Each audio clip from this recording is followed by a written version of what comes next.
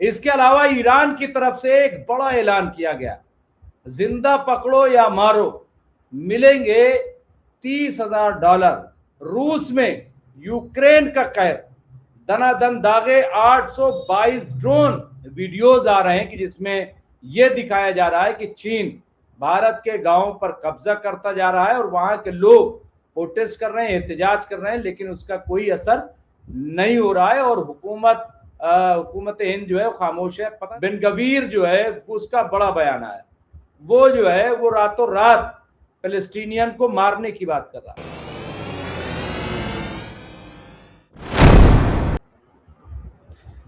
आदाब, मैं हूं मुमताज आलम रिजवी और इस वक्त मैं आपके खिदमत में लाइव हाजिर हुआ हूं। बात करूंगा अमेरिका, ईरान, इजराइल और पूरे फिलिस्तीन और जो मिडिल ईस्ट का मंजरनामा है वो आपकी खिदमत में पेश करूंगा और कई बड़ी इंपॉर्टेंट अपडेट्स आ रही हैं, वो सबसे पहले पेश करूंगा। और आज हमारे साथ खास मेहमान जुड़ेंगे, मेजर जनरल जावेद इकबाल साहब, तो उनसे भी बातचीत की जाएगी और वो क्या सोच रहे हैं, किस तरह से इस जंग को देख रहे हैं, तो उनसे बड़ी चर्चा की जाएगी। तो सबसे पहली खबर यह है कि अब्राहम लिंकन, उसे हुक्म दिया गया है कि वो फौरन से पेशतर स्टेट ऑफ हुर्मुज की घेराबंदी से चला जाए और ये आखिरी अमरीकी वॉरशिप है जिसे छोड़ने का हुक्म जारी कर दिया गया है।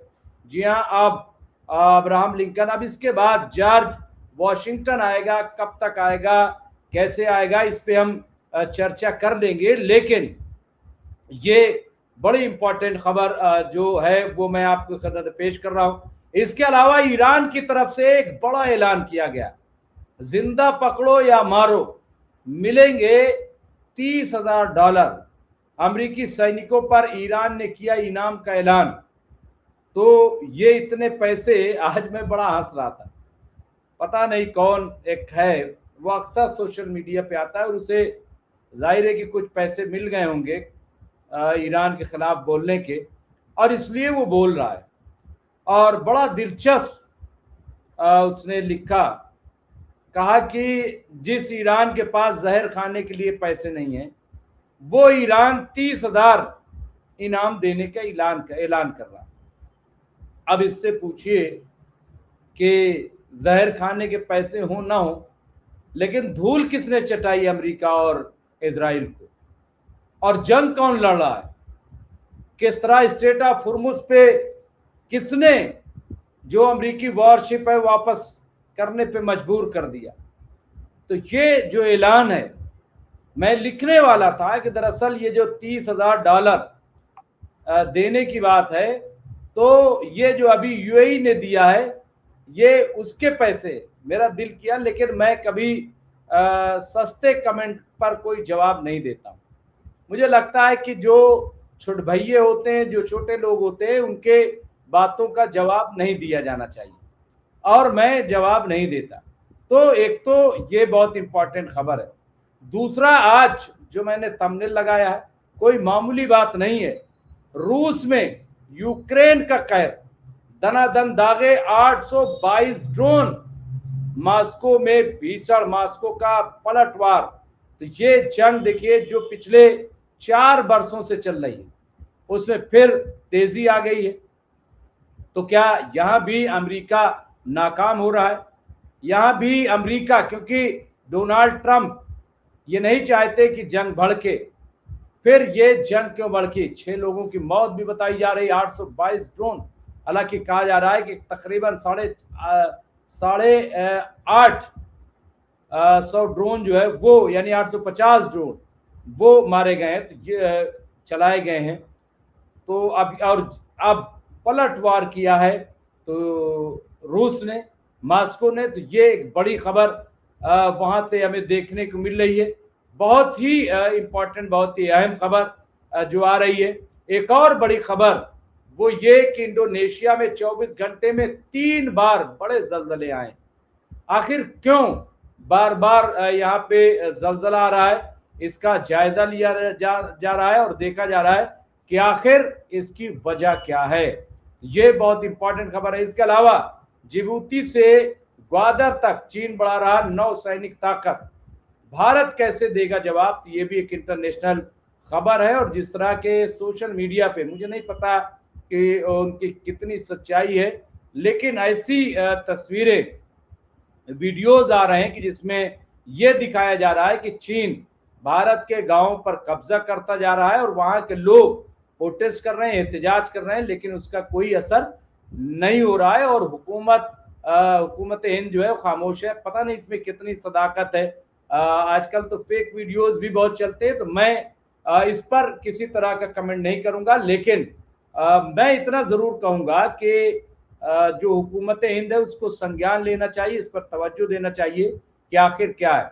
एक और बहुत बड़ी खबर है, कतर के कब्जे में है ईरान के 3 पायलट, ये दावा किया गया है।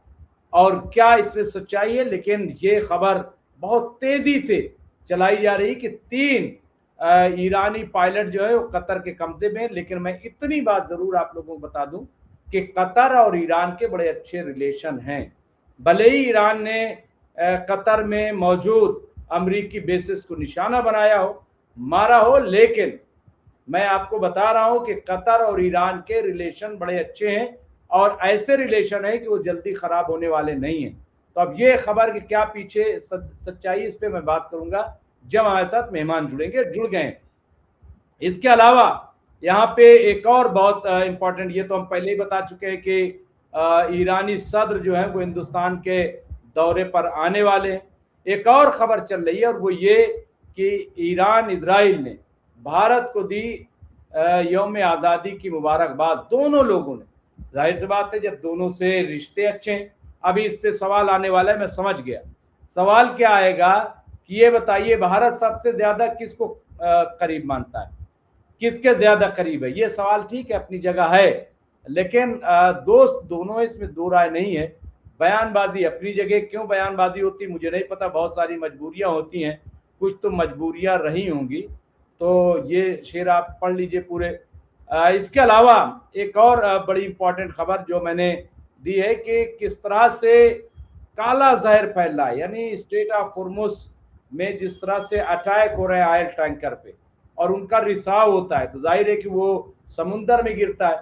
अब जब समुंदर में गिर रहा है तो वो फैल रहा है, और ये काला जहर, ये जो मछलियां हैं उनके लिए भी, और मछलियां अगर समुंदर में खराब होती है या पानी खराब होता है तो इसके असरात जो हैं वो बहुत ही निगेटिव होंगे। तो ये खबर भी गर्दिश कर रही है।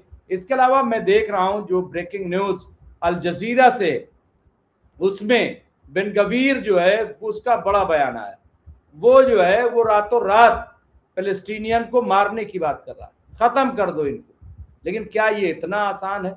इसके अलावा यहाँ साउथ लेबनान पे मिलिट्री अटैक फिर किया गया है। तो इजराइल कहने का मतलब है कि रुकने का नाम नहीं ले रहा है, लगातार जो है वो छेड़खानी कर रहा है। तो क्या जंग बढ़ेगी? तो बहरहाल ये कई अहम जो इश्यूज हैं, बड़ी इंपॉर्टेंट खबरें हैं, वो हमने आप तक पहुंचाई। जो टॉप 10 खबरें इस वक्त जो हिंदुस्तान से लेकर के अमेरिका तक, इजराइल से लेकर के ईरान तक ये फैली हुई है। एक खबर और मैं देता चलूं, वो भी बहुत इंपॉर्टेंट है। अफगानिस्तान में तालिबान हुकूमत के